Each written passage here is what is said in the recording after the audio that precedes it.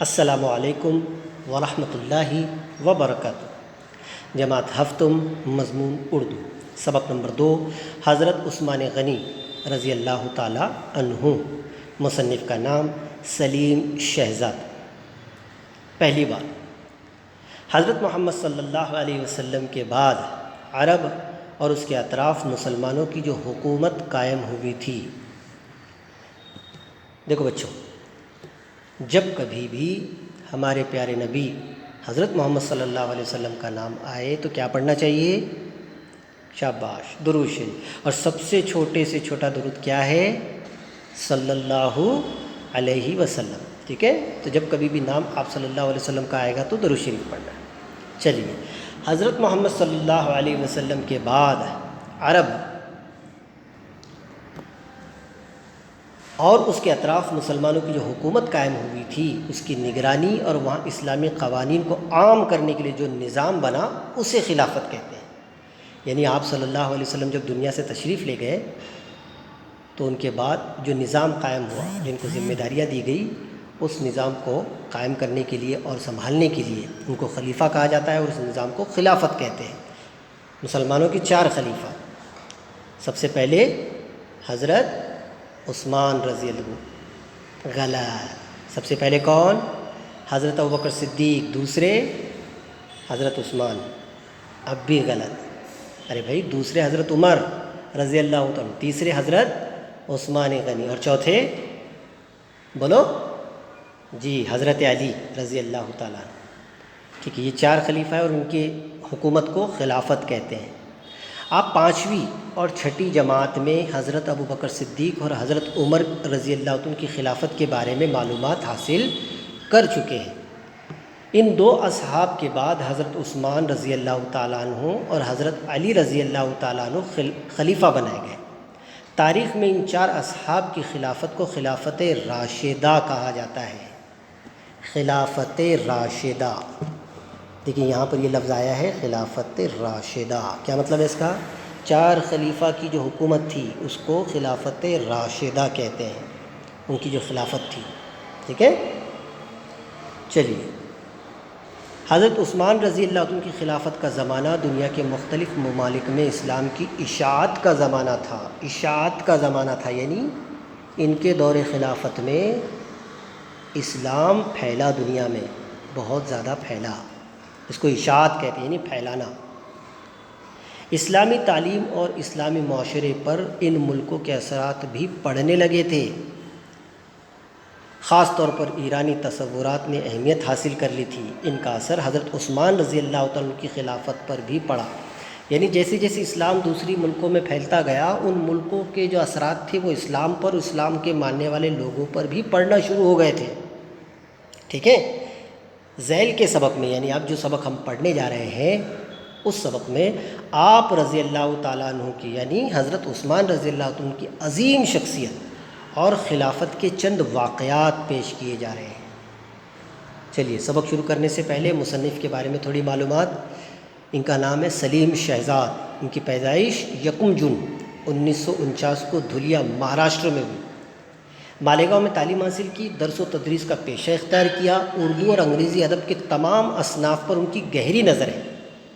تنقیدی کتابوں کے علاوہ انہوں نے لغات اور اردو قواعد پر بھی کتابیں لکھی۔ لغات یعنی کیا بچوں؟ ڈکشنری۔ انہوں نے بہت ساری ڈکشنریاں بھی لکھی ہے اردو کے اوپر، اور کتاب قواعد۔ اچھا، قواعد یعنی کیا؟ جی، قواعد یعنی دیکھیے، مارک کرتا ہوں یہاں پر، یہ قواعد، یہاں پر قواعد یعنی اردو قواعد، اردو گرامر۔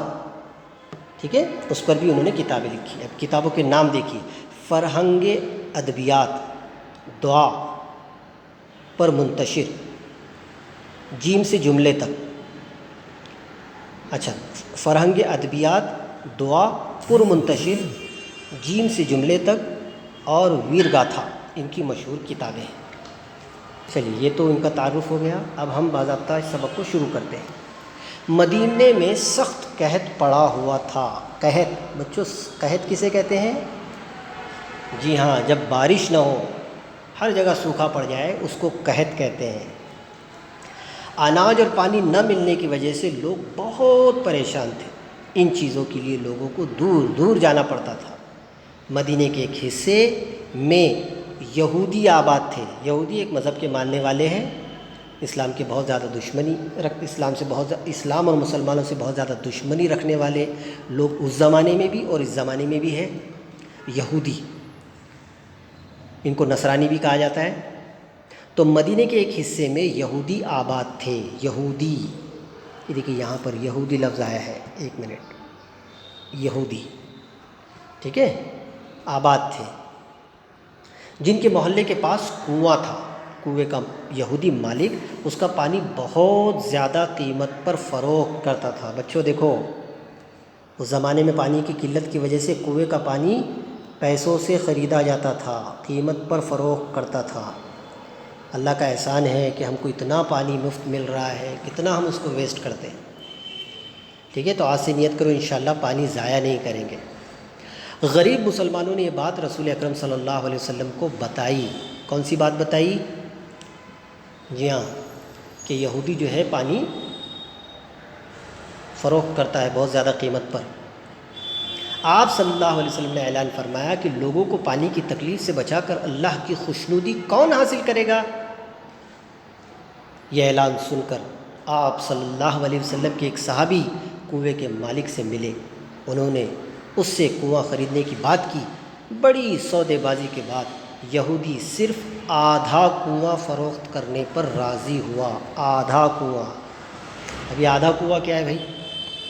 آدھے کنویں سے مراد، آگے اس کو پتہ چلے گا کیا تھا اس کا مطلب۔ آدھے کنویں سے مراد یہ تھی کہ ایک دن تو کنواں خریدنے والا اس کا پانی استعمال کرے گا اور دوسرے دن یہودی کنویں کے پانی کا مالک ہوگا۔ اچھا، ایک دن کے اندر اس کو تقسیم کیا گیا۔ کنواں خریدنے والے صحابی نے سودا منظور کر لیا۔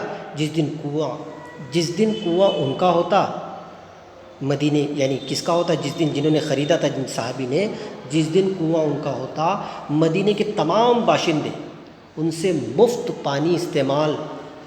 مفت پانی حاصل کر لیتے۔ لیکن دوسرے دن یہودی اپنا پانی مسلمانوں کو بہت مہنگے داموں پر فروخت کرتا۔ تب مسلمانوں نے یہ کیا کہ جس دن کنواں یہودی کا نہ ہوتا، وہ دو دنوں کا پانی جمع کر لیتے۔ تب مسلمانوں نے یہ کیا کہ جس دن کنواں یہودی کا نہ ہوتا، وہ 2 دنوں کا پانی جمع کر لیتے۔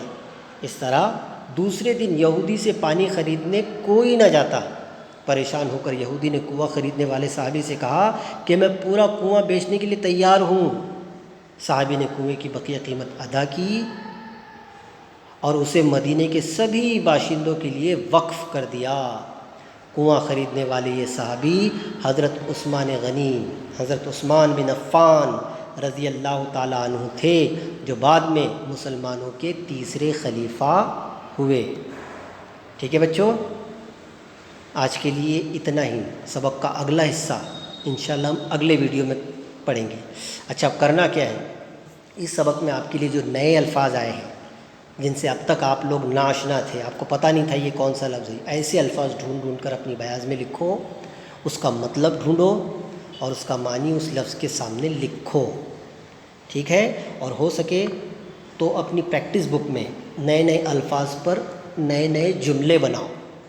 اس سے انشاءاللہ ہمارا جو ہے وہ جملے بنانے کی ہم کو ایک عادت پڑے گی۔